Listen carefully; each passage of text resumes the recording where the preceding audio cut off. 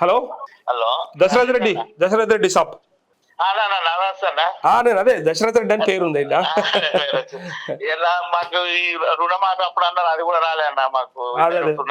మోసమైంది అన్న, మోసమైంది. వస్తలేవన్నా, పెద్ద మోసమైంది. అది ఇస్తామని చెప్పి మోసం చేశారు. ఇస్తాను అది సాంక్షన్ అని వచ్చింది మన అందులో వచ్చినాయి. మళ్ళీ అమౌంట్ వాళ్ళే అంటే మొన్ననేమో 2 ఎకరాకి వేసిండు. మళ్ళీ ఇప్పుడు మళ్ళీ మా ఎక్కువ కూడా లేదు, మాకు 2 బాగుంది, నాకు 3 బాగుంది. అన్న ఎక్కడి నుంచి అన్న మీరు? మాది కడతాలా? అయితే రుణమాఫీ మీకు 4వ విడతనా? అది మీకు అప్రూవల్ వచ్చింది అంటే వస్తుంది అని చెప్పి సెకండ్ టైం లో వచ్చింది. సెకండ్ టైం లో పేరు కూడా వచ్చింది, అన్ని వచ్చినాయి కానీ మాఫీ కాలే. కారణం ఏందన్న అట్లా? తెలియదు. అడిగితే బ్యాంకులో అయితే మాకేం తెలుస్తుంది అంటున్నారు. ఓన్ కేర్ కానంట మరి అగ్రికల్చర్ ఆఫీసర్ అయితే మాకేం తెలుస్తుంది, వాళ్ళు వేస్తేనే వస్తాయి కదా. అదే చిత్రం అయిపోయి. ఇప్పుడు అగ్రికల్చర్ వాళ్ళకి తెలియదా, బ్యాంక్ వాళ్ళకి తెలియదా, మరి ఓన్ కేర్ కా?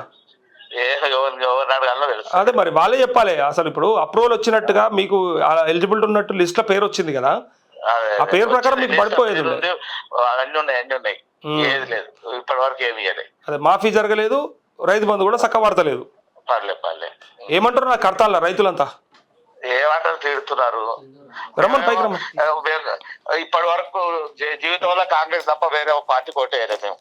జీవితంలో ఒక 36 ఏళ్ల నుంచి చేస్తున్నా. ఎందుకే అట్లా గంతగానం ప్రేమ కాంగ్రెస్ అంటే? ఇందిరాగాంధీ అంటే ఇష్టం. అరే ఇందిరాగాంధీ అంటే ఇష్టమా? మరి ఎట్లా చేస్తారు మరి? ఇప్పుడు ఇందిరాగాంధీ లేకపోయా, ఇప్పుడు వీళ్ళు వచ్చిరి అంతే కదా. ఇప్పుడంతా ఇలా ఒక కులం అన్న, రాజకీయ నాయకులు అంతా ఒక కులం, ఇదంతా ఒక కులం అంతే. వీళ్ళు పబ్లిక్ ఒక్కటే అయిపోయారు, వాళ్ళ రాజకీయ నాయకులు వాటి వీడి దాచుకోవడం అంతే, దాచుకోవడం అంతే. ఈయన ఆయనేం చేయడు, ఆయన ఈయనేం చేయడు, రెండే. ఈయన చేసినట్టు ఈయన చేసి మనకేం ఒరిగేది ఉంది, వాళ్ళు ఏం చేసుకుంటే అంతేనా? మనకే కాదు ఒక్క చెప్పి అది మాట చెప్పి మొత్తం తీసేసినా అయిపోతాయి, ఎవరికి ఇవ్వకుండా నిమ్మడంగా. ఇలా అంటే కొంత మాట్లాడేది ఏంటంటే మన తప్పులే ఎక్కువ ఉన్నాయి అంటున్నా, అంటే ప్రజలదే కొంత తప్పు ఉంది. ఎందుకంటే వాళ్ళు చెప్పుడు మస్తు చెప్తారు, వాడు దొంగ అయితే ఇప్పుడు చెప్పడం క్షరం లేకుండా ఎన్నటోనికా నిజత ఉండాలి కదా. మనకన్నా అరే కేసీఆర్ 2 సార్లు వేస్తేనే కింద మీద అయిండు కదా, 3 సార్లు వేస్తా అంటే నేను ఎట్లా నమ్మాలి మరి? వేస్తాడా? ఎక్కడికైనా పుట్టిస్తాడా? ఏమన్నా కూలిపోయి తెచ్చేస్తారా మనకు? అదే మరి వాళ్ళు కూలిపోతారా, ఏమన్నా ముద్దులు మోస్తారా, మొరలు మోస్తారా, ఏం పని చేస్తారు? మనకి ఇస్తాను ఆయన వాడు ఇవ్వాల్సిన అవసరం అన్ని కల్పిస్తే అయిపోతాం. మనకు ఇవ్వాల్సిన అవసరం లేదు, మనం చేసే పనికి మనం చేసే పంటకు అన్నిటికీ కరెక్ట్ పద్ధతి ఇస్తే అయిపోయాయి. ఇది ఎట్లా అయిపోయిందంటే మొన్న ఒకళ్ళు కామెంట్ పెట్టారు, తెలివైన వాళ్ళంతా కలిసేట తెలివిలేని సన్నాసిని ఎన్నుకొని వాటితో పరిపాలింపబడుతురట. అన్ని ఉట్టి మాటలు, అన్ని చూడ మాటలే. అదేనే అందరికి తెలివి ఉన్నది కానీ యువల పని మీద వాళ్ళు బిజీ ఉన్నారు, రాజకీయాలకు వాళ్ళు వస్తలేరు.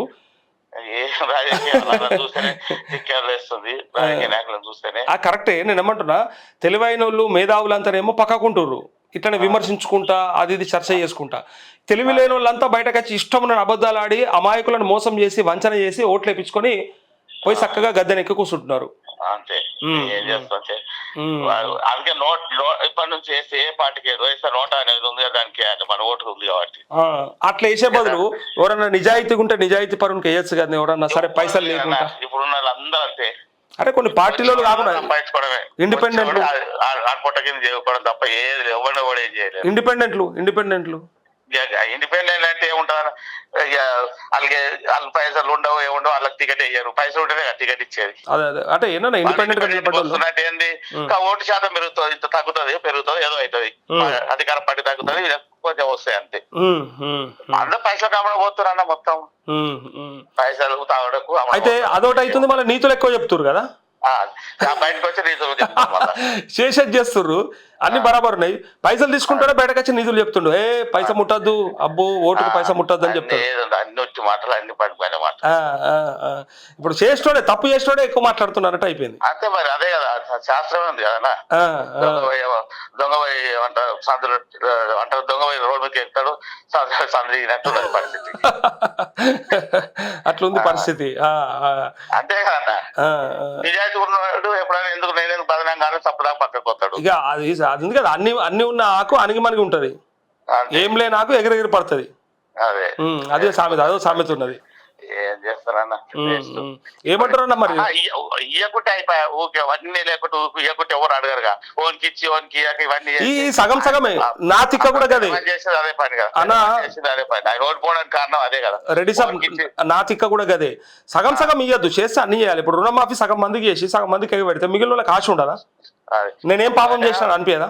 దళిత బంధు అని ఇచ్చింది. అప్పుడు మా ఊర్లో ఒక ఉప సర్పంచ్ ఉండే ఒక 400 ఇల్లు వాళ్ళ ఎస్సీ ఎస్టీలై ఒక్క ఇంటికి ఇచ్చిండు. అలా 4 అన్నదమ్ముల్లో కోటికి ఇస్తే ఎంతమంది మిగతా 4 అంతమంది రివర్స్ అయ్యేది. అట్లా ఓడిపోవడం కారణం కూడా కేసీఆర్ అదే. ఆ రోజు ఓడిపోవడం కారణం కూడా అదే. ఇప్పుడు ఎట్లా కాంగ్రెస్ కంప్లీట్ చెప్పుకొని కూర్చున్నాడు ఆయన. కాదే ఇప్పుడు నువ్వు ఇందిరాగాంధీ పీరియడ్ నుంచి కాంగ్రెస్ ని నమ్ముతున్నావు కదా, ఇప్పుడు ఎట్లా మరి? అంటే రేవంత్ రెడ్డి అసలు వాళ్ళు వస్తారని అనుకున్నావా కాంగ్రెస్ లకు? వాళ్ళంతా దగా చేసుకుంటారు కదా అన్న, ఎట్లా వస్తారు. అచ్చా, వ్యాపారస్తులు ఇవాళ ఉంటారు, రేపు ఇంకో ఎక్కడ ఉంటే ఏమంటారు తేనె ఉంటే బెల్లం ఉన్న కాడికి వెళ్ళినట్టు పోతారు. నాయకులు కాదు వీళ్ళంతా వ్యాపారస్తులు. మేము మారాం, మేమేందంటే అదే పార్టీ. ఎట్లా మరి ఇప్పుడు మళ్ళీ ఇజ్జత్ తీసుకోవడం ఇవ్వకుండా సరే అనుకుంటున్నాం మేము మా మనసుకి. అది వేరేకి ఇచ్చి మాకు ఇవ్వకుంటే అదొకటి అనిపిస్తుంది, మాకు చెప్పాలి. ఎవరికి ఇవ్వకపోతే సపరేకుంటారు ఎప్పుడైనా కూడా. పబ్లిక్ ఏంటంటే ఓలకు దొరకకపోతే గవర్నమెంట్ ఎంప్లాయీస్ కు టీచర్లకు రుణమాఫీ చేసిన ఆయన, మాకు అప్పుడు కూడా రుణమాఫీ కాలేదు. గవర్నమెంట్ మాకు తెలిసిన గవర్నమెంట్ ఆఫీస్ లో పనిచేస్తారు, జాబులు చేసే వాళ్ళకు రుణమాఫీ 5 లక్షల రూపాయలు. జనం సైకాలజీ అంటే ఏంటంటే అన్న, జనం సైకాలజీ మన ఇంట్లో కరెంటు పోతే పక్కింట్లో అటు ఇటు చూస్తాం, మన ఇంట్లోనే పోయి పక్కింట్లో ఉంది అనుకో బాధపడతాం. అదే మన ఇంట్లో పోయి అందరి ఇళ్ళలో పోయింది అనుకో అబ్బా పిడవైంది రాబాయ్ ఎవరికి లేదనుకుంటాం. పోయింది రాబాయ్ ఎవరికి లేకపోతే ఏమన్నది పోంతి అనుకున్నట్టుంటది. అన్ని బాగా బాగా మంచిగా చేస్తారు కానీ వీళ్ళు కరెక్ట్ మీరు ఇంటర్ వాళ్ళ తింటురో విన్నారు అన్న, మీది వాళ్ళది మీరు చెప్పే సమస్య ఇదాలి అన్న. ఫస్ట్ తప్పకుండా పోతుంది అన్న. మన వాళ్ళు పట్టించుకోవాలి కదా ఎవరికి వచ్చింది ఎవరు, మీరు కరెక్ట్ చెప్తున్నారు అన్ని. మన దాంట్లో లక్షల వ్యూస్ వస్తాయి, లక్షల మంది కూర్చోరు, లక్షల మంది చూస్తుంటారు. ఖచ్చితంగా అధికారులకి నాయకులకు చేరుతాయి. అందుకోసానికే నాకు ఫోన్లు కూడా వస్తాయి అన్న. నాకు నిన్న ఫోన్ చేసిన వాళ్ళు తెలుసా, కాంగ్రెస్ పార్టీలో ఉండి అధికార పార్టీలో ఉండి ప్రభుత్వంలో ఉండి కేసీఆర్ బంధువు, ఆయన ఎవరో కాదు కేసీఆర్ సొంత బంధువు, ఇక దగ్గర మనిషి. మీరు ఆయన పేరు చెప్తే షాక్ అయిపోతారు, అబ్బా ఆయన నీకు ఫోన్ చేసిండు అన్న అంటావు. ఆయన ఫోన్ చేసి బాధపడుతుండు, ఏందన్నా మా వాళ్ళు ఏదో అనుకున్నా కానీ అసలు కేసీఆర్ స్టేచర్ ముందు వీళ్ళంతా బేకారని చెప్తున్నారు. అంటే ఆయన మొదటి నుంచి ఆయన వ్యతిరేకించారు ఆయన. కానీ ఇక్కడ ఏమైంది తీరా చూస్తే ఇప్పుడు బాగా అనిపిస్తుంది ఇలాంటి వాళ్ళకి ఇప్పుడు నోటారా వేసుకోవాలి కానీ ఏ పార్టీకి. ఒకటి వీళ్ళు చేసిన తప్పిదం ఏంటంటే వీళ్ళు ఇష్టం ఉన్నట్టు హామీలు ఇచ్చుడు. అంటే కేసీఆర్ కంటే మేము ఎక్కువ చేస్తామని చెప్పే వరకు ప్రజలు నమ్ముడు ఒకటి. రెండవది ఏమైపోయిందంటే చెప్పిన కాడకనే చేయలేకపోవడు, లేదా బయటకు వచ్చి చెప్పకపోవడు. ఇప్పుడు కనీసం మాతో అయితలేదు, మేము చేయలేకపోతున్నామని మాట్లాడాలి, మాకు ఇబ్బందులు ఉన్నాయని చెప్పాలి. ఆర్టీసీ బస్ ఫ్రీ అని పెట్టారు. గవర్నమెంట్ ఎంప్లాయీ టీచర్ నుంచి నాకన్నా కొల్లాపూర్ దాకా పోతున్నారు, వాళ్ళకి ఎందుకన్నా ఫ్రీ బస్సు, వాళ్ళు పాస్ కడతారు కదట.